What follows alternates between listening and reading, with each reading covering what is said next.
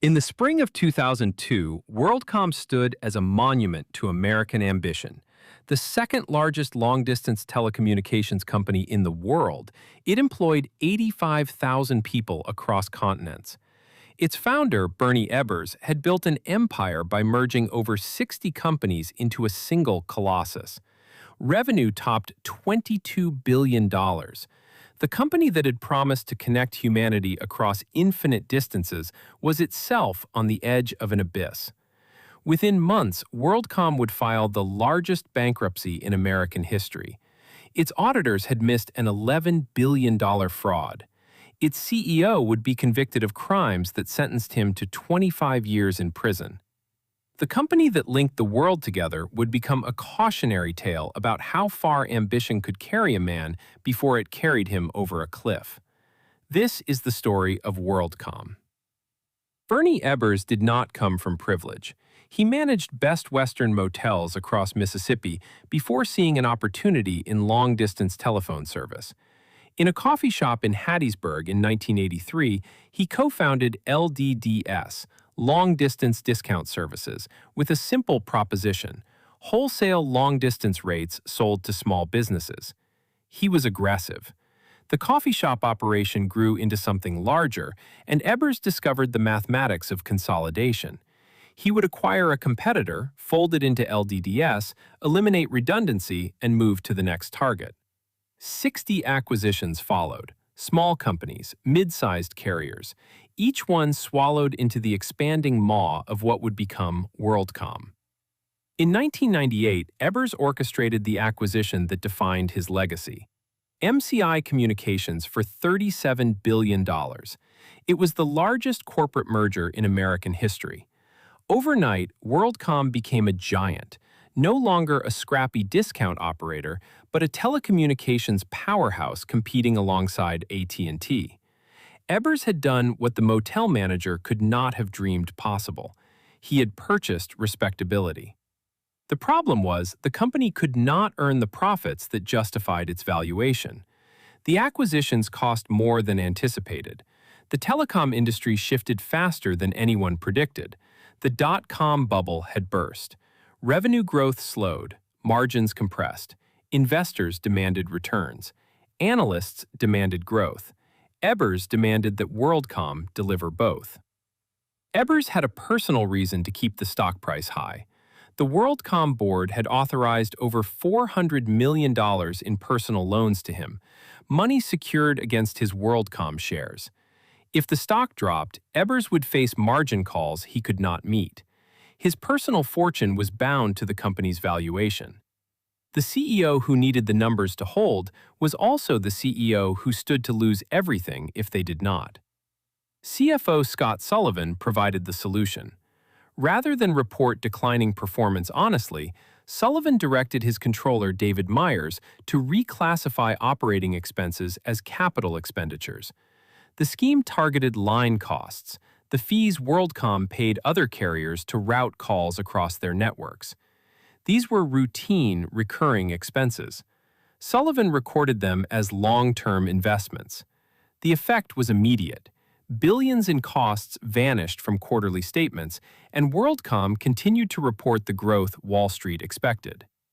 Cynthia Cooper was the vice president of internal audit at WorldCom. In the spring of 2002, she began to notice peculiarities in the line cost entries. The numbers were too clean, too rounded. Cooper and her small team began working nights and weekends, examining journal entries that the finance department had not expected anyone to scrutinize. When Cooper's team dug deeper, they found what Sullivan had done. For 6 quarters, from the first quarter of 2001 through the first quarter of 2002, $3.8 billion in line costs had been improperly capitalized. The entries had been made deliberately, recorded at the direction of the CFO, and hidden from the internal audit team. Cooper's discovery was not the product of a tip or a confession. It was forensic accounting performed against the wishes of senior management. Sullivan attempted to persuade Cooper to delay her review. She refused. When the full scope emerged, the total overstated assets reached $11 billion.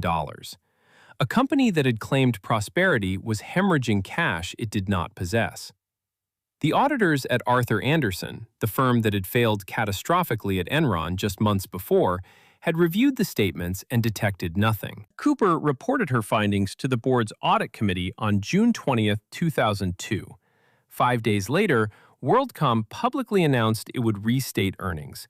The announcement wiped out what remained of investor confidence. On July 21, 2002, WorldCom filed for Chapter 11 bankruptcy. $107 billion in assets, $30 billion in debt. It was the largest bankruptcy filing in American history, a record that would stand until Lehman Brothers collapsed in 2008. The employees who had built their careers at WorldCom found themselves unemployed. More than 20,000 people lost their jobs. Their 401k retirement accounts, heavily invested in company stock, were devastated. At the end of 2000, 32% of WorldCom's retirement fund, $642 million, was held in company stock. By the time of the bankruptcy, that value had collapsed to under $19 million.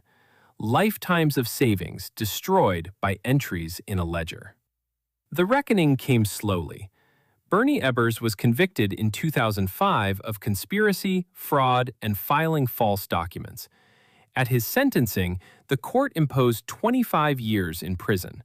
Scott Sullivan, the CFO who had directed the fraud, cooperated with prosecutors and received 5 years.